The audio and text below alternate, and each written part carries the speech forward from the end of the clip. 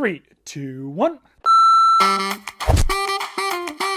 Happy New Year and welcome to this week's Patriots Mailbag. I'm Doug Kyde. If you have a question for me, tweet it to me at Doug Kyde using the hashtag MailDoug. Let's open up this week's mailbag. JT asks, which of this year's opt-outs are most likely to come back next year? Retirement seems on the table for many of them, like Chung and Hightower. Well, running back Brandon Bolden already said that he wants to come back for 2021. That would give the Patriots some more depth there at the running back position, some special teams prowess.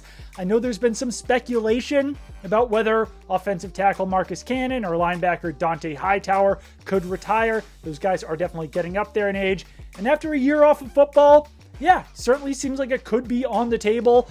Patrick Chung reportedly already was considering retirement last year. So that's another one where I don't think that you can guarantee that Dante Hightower, Patrick Chung, or Marcus Cannon will definitely come back next season and give the Patriots that veteran boost that they really have shown so far this season that they desperately needed. Another guy who could definitely help who opted out, Matt Lacoste, the Patriots tight end. He would have been useful this season to combine with the rookie tight ends and Ryan Izzo. And then one other one to keep in mind is wide receiver Marquise Lee. Not sure what his plans are for 2021, but he's another guy who he definitely would have been getting some run at wide receiver this season with a really depleted core in that position. Second question here, Joe asks, any chance Stephon Gilmore comes back?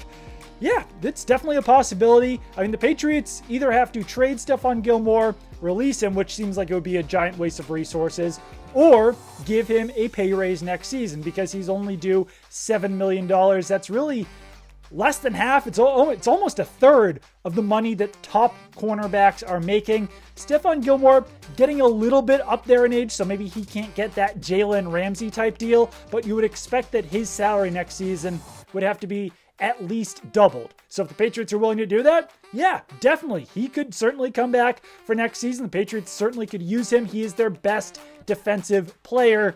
If not, and they don't want to give him that money, or if they can't agree on a deal, then it's probably most likely that Stephon Gilmore would be traded. Final question here in this week's video mailbag comes from Christopher Johnston, who asks, can you give a realistic look at the wide receiver core will look like next season, considering free agency, the draft, and players currently on the roster? There's a case to be made that Jakobi Meyers is the only useful wide receiver on the Patriots roster right now, and the only one really, worth moving forward with. I'm not sure if that's necessarily the case. I think that the Patriots will give N'Keal Harry another shot next summer. I don't think that you can go into the season with him being a guaranteed starter, though. I know some people are already writing off the possibility that Julian Edelman will be back next season.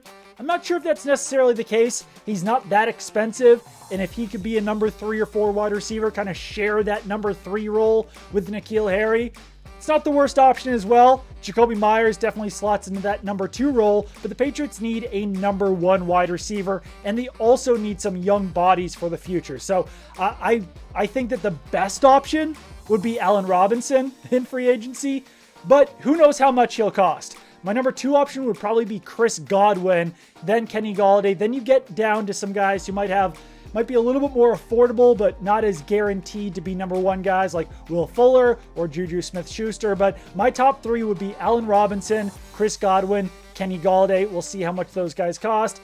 I don't see the Patriots using a first-round pick on a wide receiver, but I do think that they need to pick a player at that position, second round, third round if they acquire a pick in that round, or even in the 4th round, just to add a little bit more youth to that position. PNC Bank, helping to make banking easier.